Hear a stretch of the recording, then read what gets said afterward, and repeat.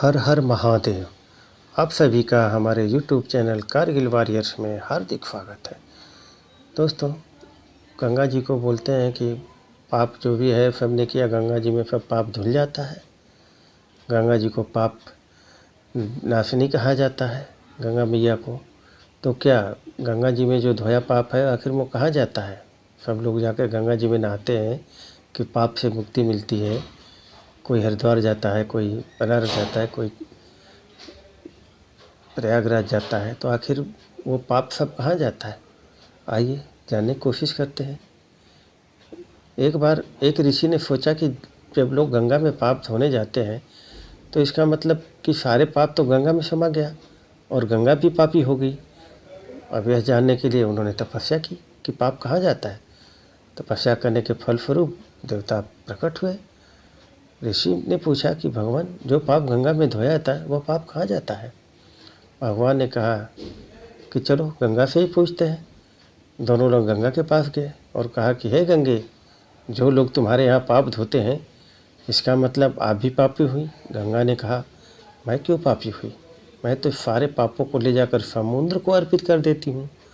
अब वे लोग समुद्र के पास गए। हे सागर, गंगा जो पाप आपको अर्पित कर देती है तो इसका मतलब आप पापी हुए।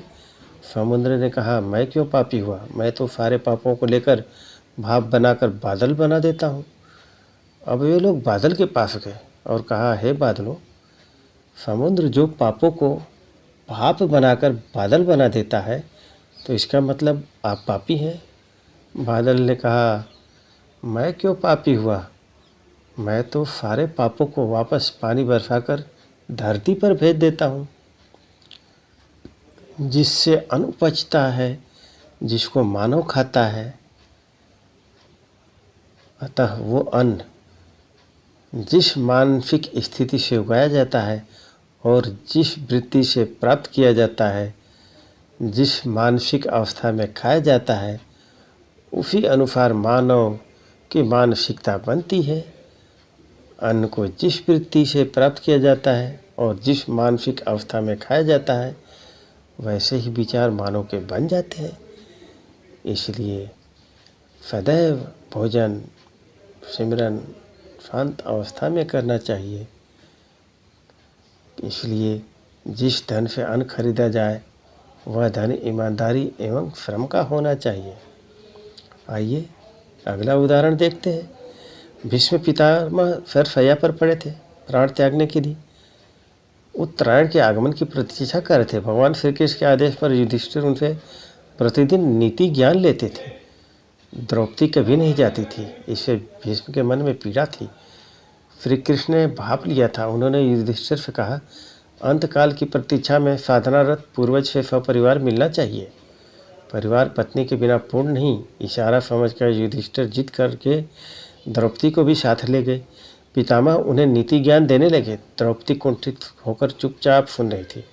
अचानक द्रौपदी को हंसी आ गई। भीष्म ने कहा, पुत्री, तुम्हारे हंसने का कारण मैं जानता हूँ। द्रौपदी सौचाई तो भीष्म ने कहा, पुत्री, तुम अपने मन की दुविधा पूछ ही लो, मुझे शांति मिलेगी।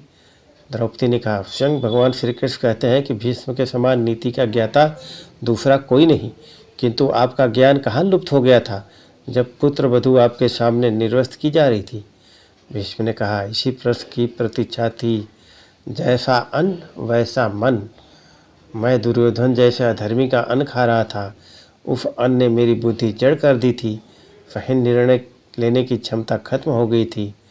अन्न ही रक्त का कारक है। अर्जुन ने मेरे बाणों के शरीर से रक्त धीरे धीरे करके निकाल दिया है। अब इस शरीर में सिर्फ गंगा पुत्र भीष्म शेष है। सिर्फ माता का अंश है जो सबको निर्मल करती है। इसलिए मैं नीति की बात कर पा रहा हूँ। पीछे भीष्म की बात को अटल समझिए। दुराचार से या किसी को फताकर या आज महामारी काल आपदा में किसी के मजबूरी का फ़ायदा उठाकर कमाए गए धन से यदि आप परिवार का पालन करते हैं तो वह परिवार की बुद्धि भ्रष्ट ही करता है।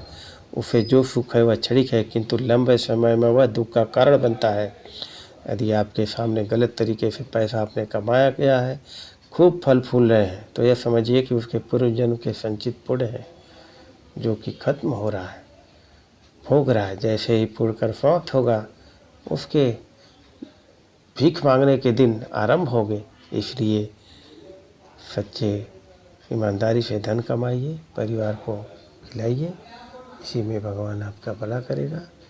हर हर महादेव। अगर वीडियो अच्छा लगे तो लाइक, कमेंट और शेयर करना मत भूलिए। कमेंट में हर हर महादेव ज़रूर लिखिए। भगवान भोलेनाथ की कृपा सदैव आपके परिवार पर बनी रहे। हर हर महादेव।